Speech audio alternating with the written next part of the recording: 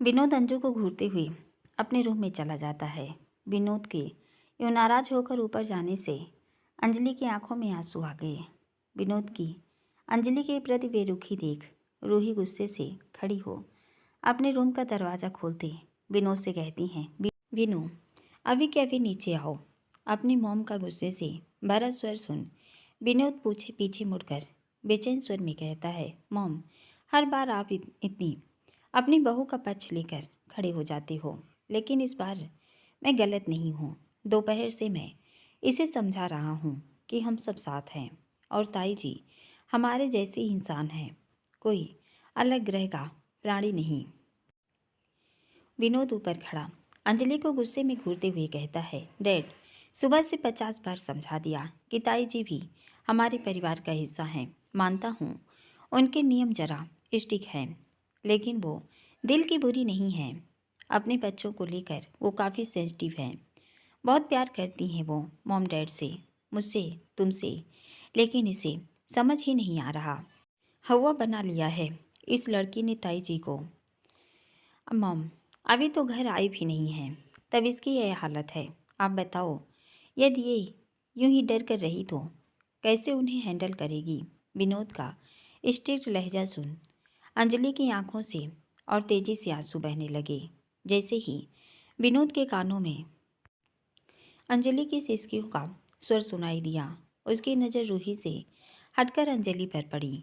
वो दंदनाते हुए नीचे आकर अंजलि का हाथ पकड़ रूही विजय के सामने से ले जाकर कहता है, देख रहे हैं आप दोनों ने भी समझा दिया, लेकिन ये सुन नहीं रही। ऊपर से बिना बात करो ना। अब बताइए इसकी बच्चों जैसी हरकत पर मुझे गुस्सा आएगा कि नहीं। रूही विनोद के हाथ में पकड़ा अंजलि का हाथ छुड़ाते हुए गुस्से से कहती है, विनू अपने गुस्से को कंट्रोल में रखो। तुम बच्ची है अभी है।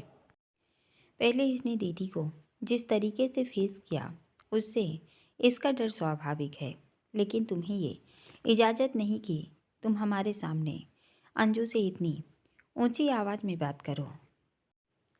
मैं अपनी गृहलक्ष्मी के साथ बाहर वालों का तो छोड़ो, उसके पति का भी कठोर लहजा सुनना पसंद नहीं करूँगी। सर दुख रहा है तुम्हारा तो नीचे आने की कोई ज़रूरत नहीं। तुम्हारा डिनर निर्मला ऊपर दे आएगी। अंडरस्टैंड। रूम में जाओ। अपने अभी 2 घंटे हैं ट्रेन आने में। खाना खाकर रेस्ट करो, और यदि तबीयत ठीक नहीं तो घर पर रुको। अंजू के साथ विजय और मैं चले जाएंगे। अपनी मॉम का गुस्से से बहरा चेहरा देख विनोद कुछ बोलने के लिए होंठ खोलता, उससे पहले ही विजयकांत सधे स्वर में कहते हैं, विनोद तुम्हारी मॉम ने जो कहा उसके बावजूद तुम अभी तक यहीं खड़े हो। नो मोर आर्गुमेंट बेटा, अपने रूम में जाओ।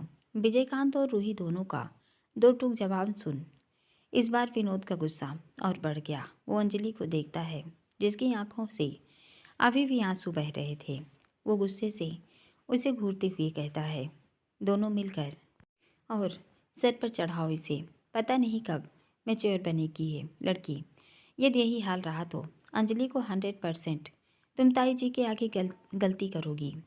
मॉम और मॉम डैड आप दोनों बहुत पछ ले रहे हो ना इसका, तो इसे अच्छे से समझाकर मेरे रूम में भेजना, वरना आपकी बेटी को अपने पास रखना। इतना बोल गुस्से से अपने रूम में चला गया।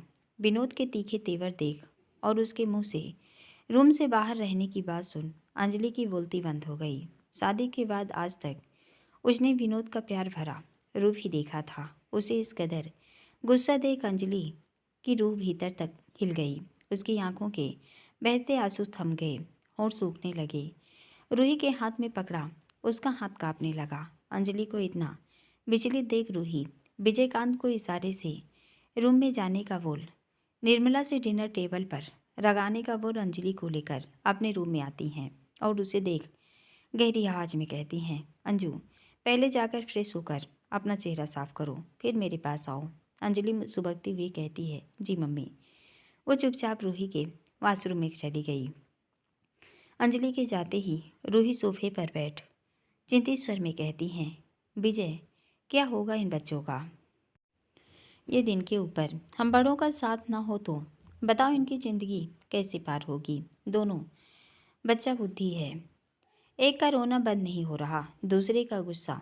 समस्या नाम की चीज़ कोई नहीं, उसके बावजूद घबरा रही अंजू। अभी तो इनकी लाइफ शुरू हुई है, कैसे ये अपना जीवन निर्वाह करेंगे। विजयकांत रूही के पास बैठकर कहते हैं, रूही आप शांत रहो, दोनों बच्चे अभी नादान हैं, उम्र ही ऐसी है, दोनों की एकदम व्याकुल हो जाते हैं, धैर्य नहीं रखेंगे, समस्या देख तुरंत आपा खो देंगे। रूही अंजू के ने आज तक कभी अपने घर में ऐसा माहौल नहीं देखा। मित्तल फैमिली में सभी का नेचर हम अच्छे से जानते हैं, यहाँ भी उसे हमारी तरफ से कोई रोक टोक नहीं, ऊपर से आपका साथ उसके लिए माँ से बढ़कर रहा है, जबकि भाभी जी नेचर में आपके बिल्कुल उलट हैं। इस बच्ची ने घर में आते ही उनका जो रूप अपनी शादी के वक्त देखा था, उससे बच्ची डर गई है। अंजलि विनोद से ज़्यादा समझदार है, आप प्यार से उसे समझाओगी तो वो न सिर्फ आपकी बात समझेगी, बल्कि उसके मन से डर भी निकल जाएगा। वो भाभी के अनुसार सब काम करेगी। देखना, आप हमारी बहू भाभी का दिल अपने व्यवहार, चुलबुलेपन से और कामकाज से जीत लेगी। आपकी बहू इतनी प्यारी, समझदार, सुलझी हुई, बड़ों का मान सम्मान बढ़ाने वाली है कि मैं गारंटी से कह सकता हूँ भाभी अंजू को अपनी पलकों पर बिठा लेंगी। विजयकांत गंभीर आवाज़ में कहते हैं, रूही आपने बीनू पर बिना वजह गुस्सा किया। आप नहीं जानती, उसका मूड वैसे ही कल से अपसेट है। हमारी फ्रांस वाली कंपनी में लेबर ने अजीत के सामने कुछ डिमांड रखी है। यदि कंपनी ने 2 महीने में उनकी मांगें पूरी नहीं की तो उन्होंने काम बंद करने की चेतावनी दी है। इस वजह से वो वैसे ही टेंशन में है। बीनू निशांत रोशनी को बता नहीं सकता, ऊपर से यहाँ भाभी आ रही हैं, वो तो अकेले अंजलि को भी यहाँ नहीं छोड़ सकता, इसलिए उसका सारा गुस्सा आज आपकी बहू पर निकल गया। मैं कल सुबह बीनू से ऑफिस में बात करूँगा, आप अभी ये मैटर सॉल्व करो। बच्चे पूरे दिन के थके हैं, अंजू को समझाकर बीनू के पास भेजो। दोनों नीचे आएंगे तो हम साथ में डिनर करेंगे, फिर बच्चे स्टेशन चले जाएंगे। अंजलि ने वॉशरूम में से बाहर आते हुए विजयकांत की सारी बातें सुन ली थी। वो रूही विजयकांत के पास आकर अपने दोनों कान पकड़कर भावुक स्वर में कहती है, सॉरी मॉम डैड, गलती हो गई, हम कुछ ज़्यादा ही ओवर रिएक्ट कर गए। आज बीनू की बात भी नहीं सुनी डैड, उनका गुस्सा जायज़ है। मॉम ताई जी हमारी अपनी हैं, यदि हमसे कभी कोई गलती हो गई और उन्होंने हमें डांटा भी तो हमें बुरा नहीं लगेगा, हम और अच्छे से अपना काम करेंगे। लेकिन प्लीज़ मॉम, आप हमारी वजह से ताई जी के साथ किसी भी बात को लेकर गुस्सा मत होना, हम अपने से सब हैंडल कर लेंगे। हमें बस इस बात की टेंशन ज़्यादा है कि कहीं हमारा जरा सी गलती से आपके रिश्ते खराब ना हो जाएं। अंजलि रूही का हाथ पकड़कर कहती हैं, मॉम एक प्रॉमिस करिए आप हमसे, ताई जी यदि कभी हमें डांट भी दें तो प्लीज़ आप और डैड कुछ नहीं बोलेंगी।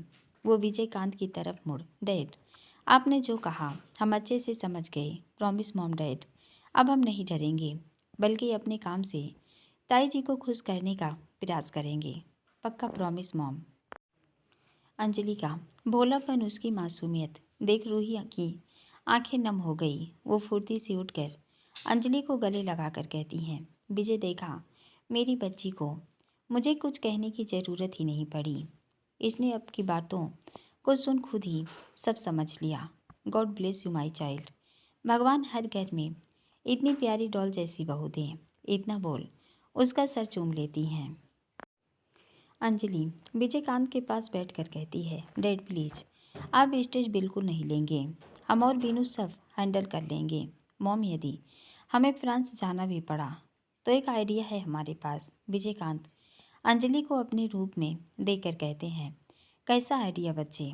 अंजलि मुंह बनाकर धीरे से कहती है, मॉम डैड हम ताई जी को भी अपने साथ फ्रांस ले चलेंगे, हम कंपनी की प्रॉब्लम सॉर्ट आउट कर बाद में फैमिली टूर कर लेंगे, बहुत मज़ा आएगा। इस बहाने ताई जी का फॉरेन ट्रिप भी हो जाएगा। विजयकांत मुस्कुरा कर कहते हैं, गुड आइडिया। देखा रूही, आपने मेरी बहू क्या क्विक डिसीजन लेती है। एक आपके नवाब साहब हैं, कल से मूड अपसेट करके बैठे हैं। अंजलि अपनी नज़रें नीचे करके कहती है, मॉम वो बीनू के हेडक हो रहा है, हम देख लें उन्हें, रूम में जाएं हम। रूही कुछ बोलती उससे पहले ही विजयकांत रूही की तरफ देख मुस्कुराते हुए कहते हैं, वो तुम्हारा भी कमरा है बेटा, उससे डरने की ज़रूरत नहीं। ये उसने जरा सा चू चपड़ की तो तुम्हारे मॉम डैड यहीं हैं, आराम से जाओ, चेंज करके अपने पति को लेकर नीचे आओ, खाली पेट रहा तो सर दर्द बढ़ जाएगा उसका। अंजलि फुर्ती से कहती है, जी डैड अभी आए। वो बाहर की ओर जाते हुए कहती है, निर्मला दी डिनर लगाइए, हम अभी आते हैं। वो दौड़कर अपने कमरे में चली जाती है। रूही विजयकांत एक दूसरे की तरफ देख मुस्कुराकर देखते हैं। रूही सोफे पर बैठ अपने सर पर हाथ रखकर कहती है, विजय क्या है ये आजकल के बच्चे, थोड़ा देर पहले दोनों की हरकतें देखी थी आपने, घर में तूफान ला दिया और अब देखो 1 मिनट में समझदार हो गई। सच कहता है वीनू, अंजू में बहुत बचपना है। विजयकांत उनके पास बैठकर कहते हैं, जिस उम्र में उसकी शादी हुई है रूही, लड़कियों में बचपना ही रहता है। वो शरारत से कहते हैं, तुम्हारे बेटे ने बाल विवाह किया है, अब वो लाया ही तुम्हारे लिए बाल का वधू है, तो उसे उसके सास ससुर ही समझाएंगे। दोनों एक दूसरे को देख खिलखिला कर हंस पड़े। इधर विनोद अपने कमरे में सोफे पर आंखें बंद किए लेटा था। जैसे ही अंजलि ने कमरे का गेट खोला उसे लगा निर्मला आई है। वो आंखें बंद किए ही कहता है, दीदी खाना टेबल पर रख दो, बाद में खाऊंगा। अंजलि उसके पास आकर खड़ी हो एकटक देखती है। विनोद के चेहरे पर इस वक्त काफ़ी बेचैनी थी। अपने हनी को इतने स्ट्रेस में देखो। जड़ से नीचे फर्श पर बैठ विनोद के हाथों को कसकर उसके सीने से लगकर कहती है, I am really sorry Honey, आपकी हर सज़ा मंजूर है। वाकई आज हमने बिना बात आपको गुस्सा दिला दिया, प्लीज़ नाराज़ मत होइए हमसे। आज पहली बार आपकी बेरुखी से हम कांप गए। हमें समझ आ गया हनी कि हम यूं ही घबरा रहे थे। हो सकता है जो हम ओवर थिंकिंग कर रहे थे ऐसा कुछ न हो हमारे साथ। अंजलि का नम स्वर सुन विनोद आंखें खोल उसकी तरफ देख सदी आवाज़ में कहता है, बड़ी जल्दी बात समझ गई तुम, दोपहर से मैं समझा रहा था, उसका रत्ती भर असर नहीं हुआ। विनोद का ताना सुन अंजलि उसका हाथ छोड़ अपने अवतार में आकर आंखें छोटी कर कर कहती है, ओए तो मिस्टर शर्मा को जलन हो गई। हे भगवान, क्या ज़माना आ गया है। सास ससुर बहू की साइड क्या हुए, बेटा अपने मॉम डैड से जलने लगा। से मान यू। अंजलि को अपने रूप में देख गुस्से में भी विनोद के होठों पर मुस्कान आ गई, लेकिन वो अपनी हंसी दबाते हुए अंजलि का हाथ कसकर कहता है, बड़ी बन जाओ अब, शादी हो गई है तुम्हारी, हर वक्त का बचपना अच्छा नहीं। इतना बोल खड़ा होता है और बाहर निकलने लगता है। अंजलि विनोद की कलाई पकड़ नम आँखों से कहती है, प्रॉमिस हनी, आज के बाद हम कभी बचपना नहीं करेंगे। जैसे आपको हमसे उम्मीद है वैसा ही हम बिहेव करेंगे। आखिरी बार माफ। बोलते हुए उसका गला रूंधने लगता है। विनोद एकदम से पलट कर कहता है, इतनी देर से यही समझाने की कोशिश कर रहा था बच्चा, किसी के लिए खुद को बदलने की ज़रूरत नहीं। तुम्हारा चुलबुलापन, तुम्हारी डैड मॉम के साथ मस्ती, तुम्हारी किलकारियाँ बिंद्रावन की खुशी है, महक है मेरे घर की यार। ताई जी तुम्हारा ये रूप देखेंगी तो पता है निहाल हो जाएंगी। जैसे अब तक अपने घर में बिंदास रहती हो वैसे ही रहो, किसी से डरने की ज़रूरत नहीं। भूत नहीं है मेरी ताई जो तुम्हें खा जाएंगी बच्चा। अंजू एक बात याद रखना बच्चा, जीवन में कभी किसी के लिए खुद के साथ समझौता मत करना।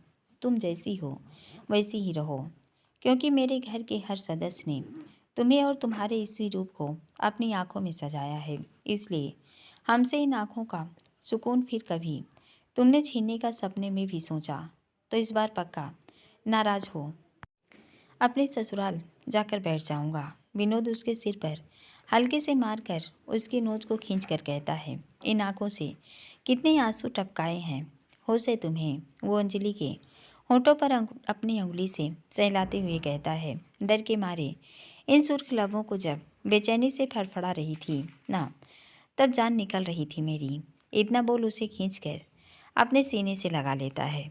विनोद के सीने से लगते ही अंजलि उसे कसकर कहती है, अब कभी गलती नहीं करेंगी वीनू, लेकिन आज के बाद आपने भी कभी गलती से कहा कि हनी तुम रूम में नहीं आओगी।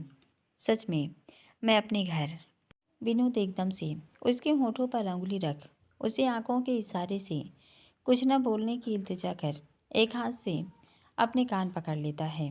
वो अंजलि की गहरी नज़रों से देखते हुए आहिस्ता से उसके होठों पर, उसके गाल पर, उसके नम आँखों पर, उसकी गर्दन पर, उसके सीने पर अपने होठों से चूम उसे अपनी बाहों में कस लेता है। विनोद के स्पर्श से अंजलि की आंखें बंद हो जाती हैं। दोनों थोड़ी देर ऐसे ही एक दूसरे की बाहों में समाये रहते हैं।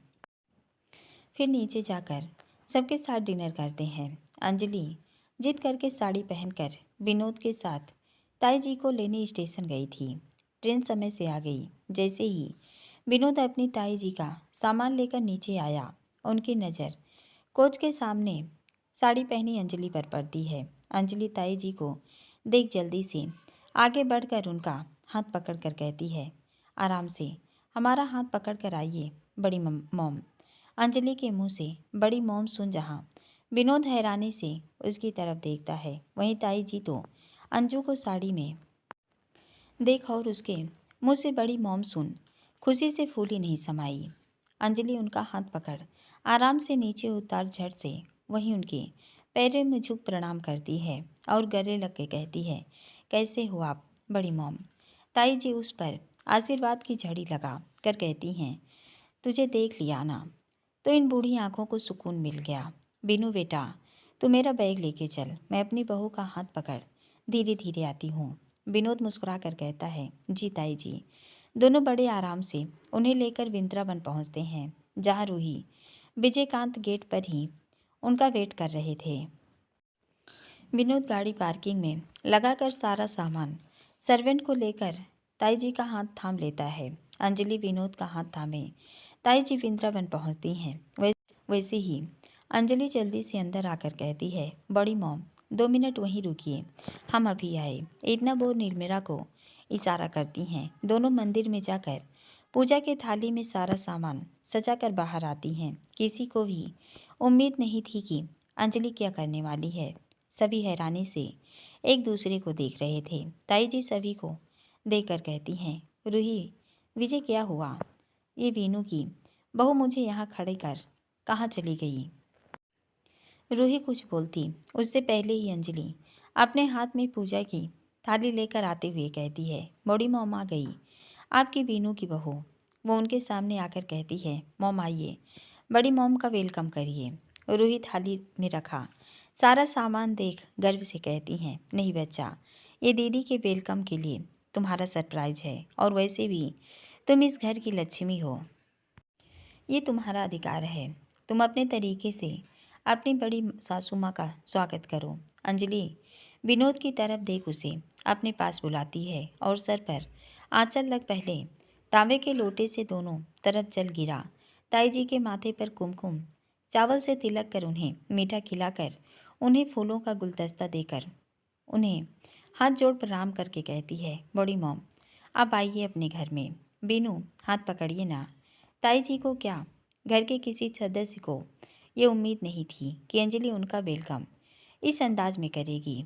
विजयकांत रूही विनोद के चेहरे पर जहां अपार खुशी थी, वहीं ताई जी की आंखों में इतना अपनत्व देख आंसू आ गए। वो अंजलि के सर चूम कर कहती हैं, रूही बहुत खुश नसीब होते हैं वो बुजुर्ग जहाँ उनके आने पर उनके बेटे बहू इस तरह से उनका स्वागत करते हैं। धन्य है हमारा परिवार जो ऐसी संस्कारी बहू इस घर को नसीब हुई। दूधो नहाओ पूतू फलो। विनोद ताई जी के मुंह से आशीर्वाद सुन अंजलि की तरफ देख शरारत से आई विंग करता है। रूही मुस्कुराकर दोनों को देख अपनी जेठानी को अंदर लाती हैं। थोड़ी देर सभी बैठ यहाँ वहाँ की बातें करते हैं। रूही ने उनके लिए अपने पास वाला रूम रेडी करवा दिया था।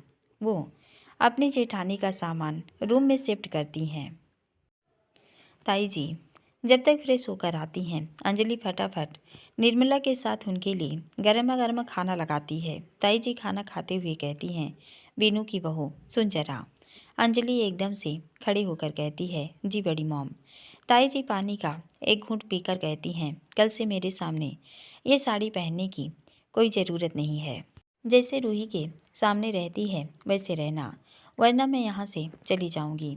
ताई जी की बात सुन जहाँ सब हक्के बक्के रह गए, वहाँ अंजलि उनके गले लग उनके गाल को चूम प्यार से कहती है, लव यू बड़ी मॉम, हम अभी चेंज करके आते हैं। इतना बोल ऊपर भाग जाती है। अंजलि का बचपना देख ताई जी मुस्कुरा कर कहती हैं, बीनू बेटा रात बहुत हो गई, तू भी जाकर आराम कर, मेरा खाना हो गया, बस 10 मिनट बाद तेरी माँ को भी सोने भेजती हूँ। विनोद मुस्कुरा कर कहता है, जी ताई जी, गुड नाइट मॉम डैड। वो भी अपने रूम में चला जाता है। अग्रवाल हाउस में राज अर्जुन जी से मिलकर घर आता है।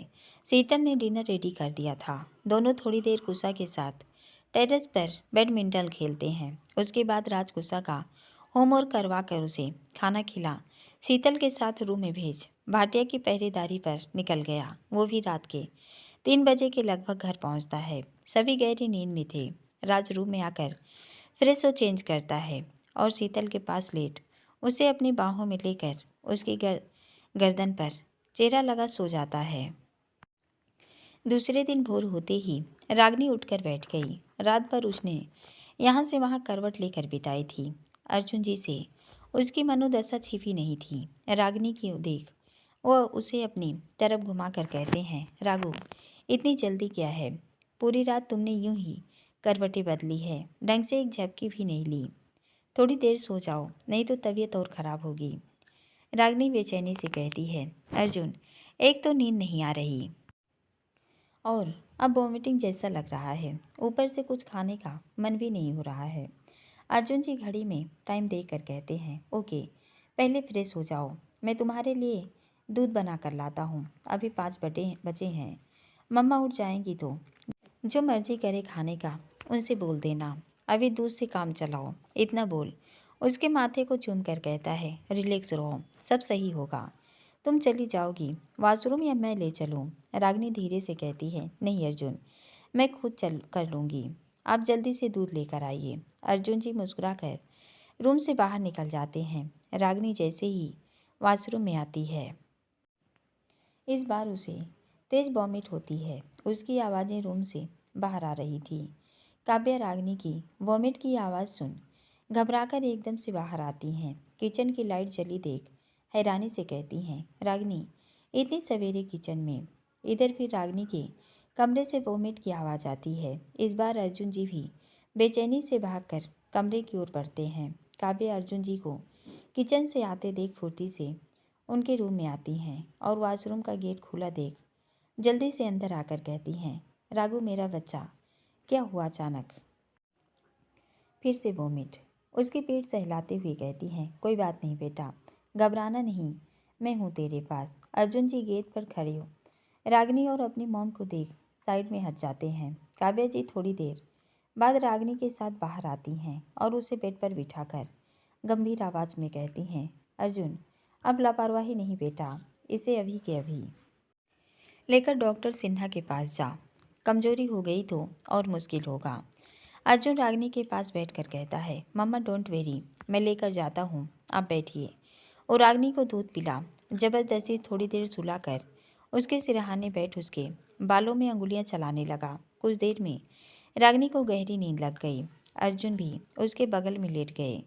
लगभग 9 बजे के करीब उन्होंने डॉक्टर का अपॉइंटमेंट लिया और 10 बजे वो रागनी को लेकर हॉस्पिटल निकल गए। पूरा रास्ता दोनों का बेचैनी से गुजरा। रागनी ने एक पल के लिए अर्जुन का हाथ नहीं छोड़ा। वो अपनी आंखें बंद किए खामोशी से अर्जुन के पास बैठी रही। चेहरे पर इस वक्त गजब की चिंता दिख रही थी। रागनी को इतना नर्वस देख अर्जुन की आंखों के कोरे नम हो गए। उन्होंने कसकर रागनी की अंगुलियों में अपनी अंगुलियां फंसा ली। जैसे ही दोनों सिन्हा के हॉस्पिटल पहुंचते हैं,